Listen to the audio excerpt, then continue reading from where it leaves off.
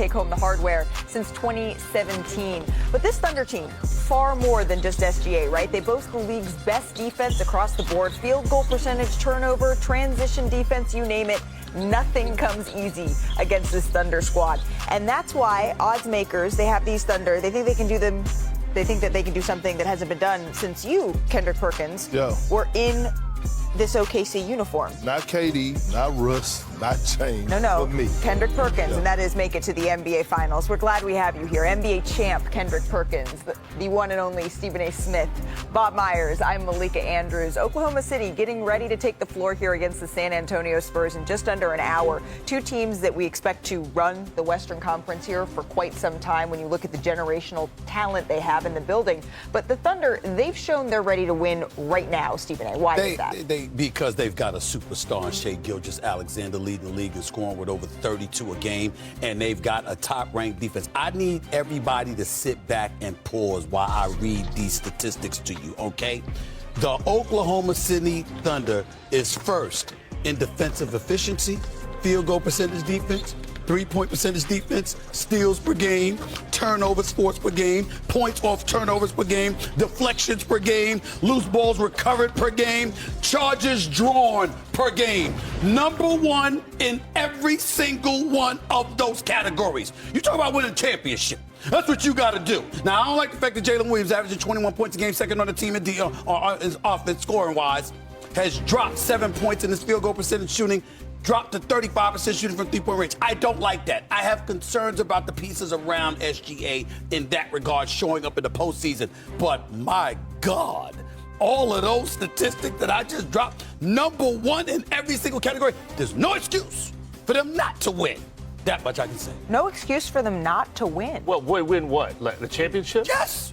Oh, okay. Yes. Yeah, look, I was going to hit it from a different angle, which was what is the issue with them? Because if you look at the numbers, fifth in offense, best in defense, it's not even close. Best in net rating, which is point differential on the wins for the season.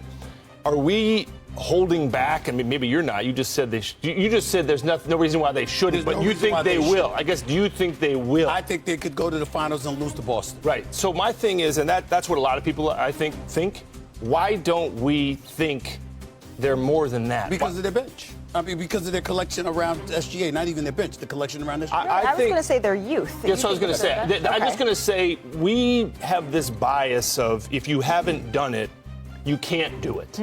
I think, unfairly or not, maybe you don't. A lot of people watching would say, well, Boston's already done it. Prior to Denver winning it, I don't know that we thought they could win it. Prior to the Warriors, I know in 15, nobody thought that was coming. Even Giannis, they can't get there. And then once you do, we think you're going to keep doing it, right? It's always the team that won the championship that we think will win it again, barring major change. I think this Oklahoma City team, thinking about it, we do give them a lot of credit, but maybe not enough. Maybe not enough. Because they got the MVP front runner, too. What? Listen, huh? They may be young, but they have old souls, right? The way that they play, they check all boxes. Everything that you want in the championship team, they have that. They have a superstar that could be the best player against any other player in the 7-game series. They have a number 2 option, and they have a number 3 option. You dove into Jalen Williams. He's not their number 2. Chet Holmgren is their number 2. He just happened to get injured. Yeah. But if you see his last game, 22 and 17, those are the numbers that I expect out of Chet Holmgren. They have the shooting, and every single person on that team slide their puppies. And when you go into the depth of their roster, you may look up and a guy named Aaron Wiggins might light you up for 40. He did it this year, okay? And then you look again and you say, well, damn, what else do they have? And then all of a sudden the kid Wallace come in and he has an impact on the game. We talk about a guy like Isaiah Hartenstein, rightfully so, a guy like Alex Caruso, who they both picked up in the offseason. Yeah. But guess what? We haven't even sung their name, especially Caruso, that much, because that's how deep this team is. Well, we're talking about their collection, the collective parts that they have that play defense, and the phrase is, you may be young, but you're ready. You understand what I'm saying? Talk to Keith Sweat about that. I'm shocked I had to tell you that. You may be young, but you're ready. I mean, that's what I'm trying to say. And don't interrupt me on that. You may be young, but you're ready. You go with that. Keith Sweat, okay? Having said all of that, the month of February, they're the number 1 offensive team as well. They average 127 points a game.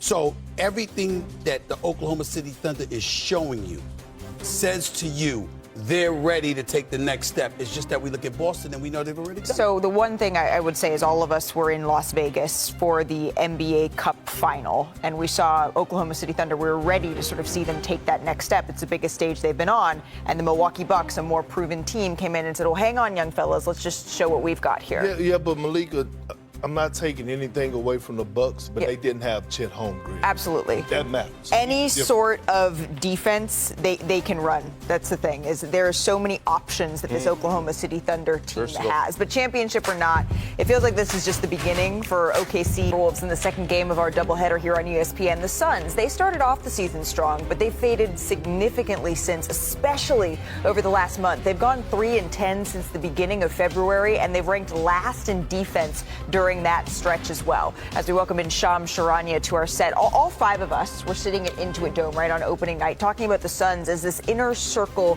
contending team. But fast forward 5 months, it seems like anything but. Shams, what's at stake here for the Phoenix Suns over the final stretch of the season?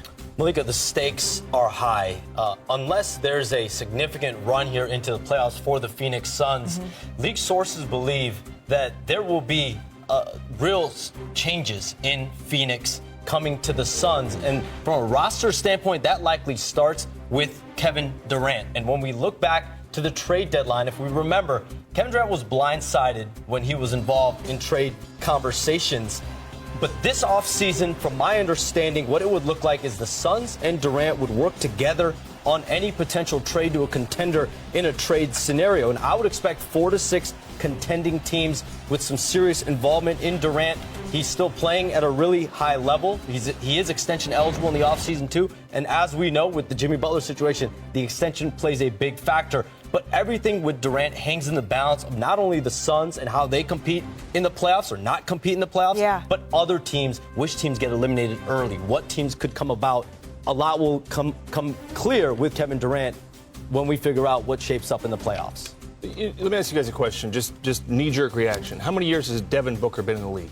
Take a guess. I'm not trying to trip anybody up. That's a great question. 8? 10. 10 years. 10. I was 10. 8. More than you think, right? So Devin Booker's the central piece. And if they trade Durant, you're probably getting back picks and some youth, right? So now Devin Booker's going into his 11th year, 12th year. This is a guy that's been in the league 10 years. They did go to the finals. I thought when the Suns went to the finals that year, Booker was going to be a top 5 player. That's what I thought. And now we're sitting here going, are they going to go through some kind of rebuild if things don't go well? And that's going to be tough. Let me say this. You got to look at Phoenix management, meaning ownership, and some of the moves that they've made, coaching-wise, along with, player movement and what have you. You got to look at that. But here's what I was thinking about. This is where I was going to go when you brought up Devin Booker, because I was going to bring him up. They never think